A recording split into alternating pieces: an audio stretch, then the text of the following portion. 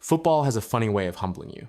One minute, you're the hottest signing in the Premier League, banging in goals for fun. The next, you're scratching your head wondering where it all went wrong. Right now, that's the story of Joao Pedro at Chelsea. This was supposed to be his breakout season. The Brazilian forward came in from Brighton with a price tag of around £60 million, and for the first few weeks, he looked worth every single penny. Goals in the Club World Cup, decisive strikes in the Premier League, and a level of composure in front of goal that Chelsea fans had been crying out for since Diego Costa left. He was fearless, he was clinical, he was exciting.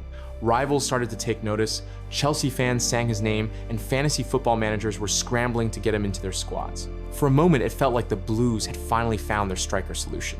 But then, just like a switch being flicked, everything went blank. The collapse has been as sudden as it is brutal. After that electric start, Joao Pedro has now gone 5 straight games without a goal or an assist. Brentford, Manchester United, Bayern Munich, Brighton, and Benfica, 5 matches, 0 contributions. It's not just the lack of numbers, it's the lack of presence. The same player who was bullying defenders, finding spaces, and converting half chances suddenly looks like a shadow of himself. He drifts through games, gets frustrated easily, and rarely looks like scoring. To make matters worse, against Benfica, he picked up a second yellow card and joined Chelsea's growing red card club. That's not just a blow for him, it's a blow for the whole team, which has now suffered multiple suspensions in consecutive matches. Why has it gone wrong? There are a few reasons we can point to. 1. Confidence crash. Strikers live and die on confidence. When Pedro was scoring, everything looked natural. First touch, finish, celebration. Now, he looks hesitant. Instead of shooting instinctively, he's taking an extra touch. Instead of going for goal, he's laying it off. And when luck deserts you, even the easy chances start slipping away. 2. Chelsea's chaos. Let's be honest, this isn't just about Joao Pedro. Chelsea as a whole are in meltdown. Back-to-back red cards, defensive blunders, midfield giveaways. This team is self-destructing week after week. When the structure collapses, strikers suffer. He's not getting the same service, not getting into the same areas, and when he does, the pressure is sky high because chances are rare. And 3, fatigue and adaptation. Pedro started like a rocket, but the grind of playing for a big club is different from being the star man at Brighton. At Chelsea, every performance is scrutinized, every miss goes viral, every game feels like a cup final. That takes a toll, especially on a young player still adjusting to the spotlight. 4, discipline issues. That red card against Benfica was more than just a mistake, it was a sign of frustration boiling over. Pedro doesn't normally lose his head, but when you're not scoring, everything feels heavier. One rash challenge, one bad reaction, and suddenly you're walking down the tunnel, leaving your teammates in the mud. Not long ago, Chelsea fans saw Pedro as the signing of the season. Now, the doubts are creeping in. Can he handle the pressure? Was his hot start just a purple patch? Did Chelsea overpay for another striker who'll fade away?